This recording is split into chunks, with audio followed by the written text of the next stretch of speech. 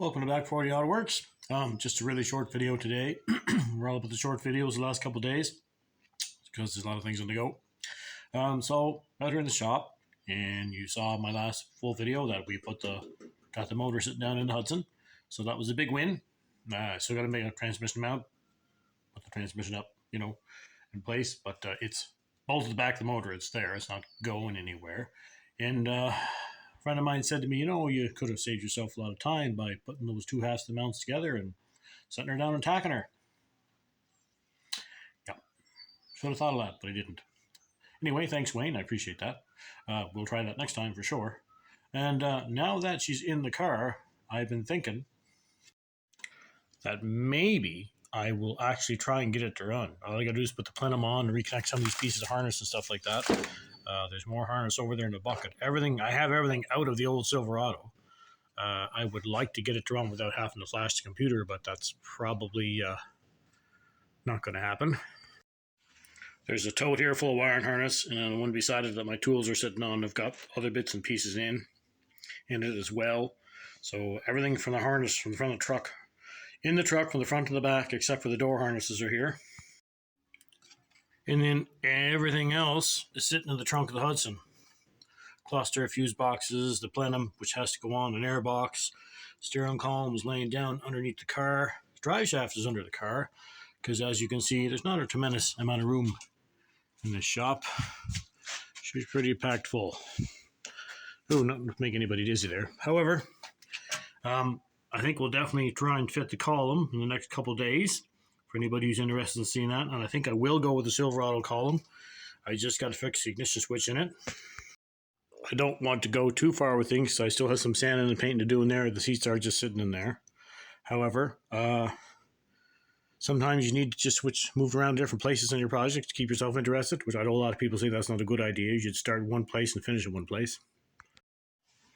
I will also get these old S10 wheels off and get those steel wheels that I got a while ago painted, get some tires on them. I have some old winter tires down in my pit that will actually be good for a couple of years.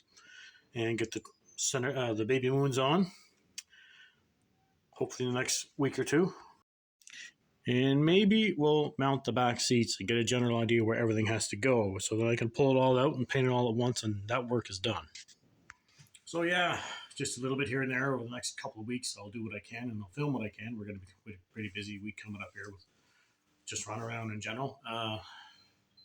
Yeah, we'll see how that goes. Oh, and the other idea I have, toying around with the idea of giving their chickens their own channel. A lot of people watching this channel aren't terribly interested in chickens, but they've become more of a job than I've expected. So I got to put more time in.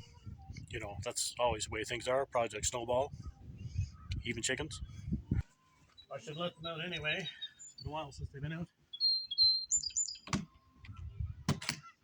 Let's see what happens.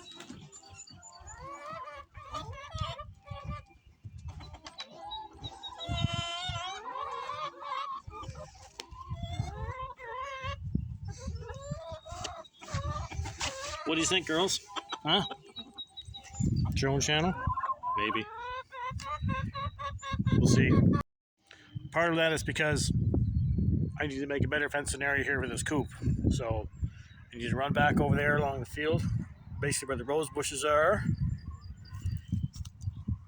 And then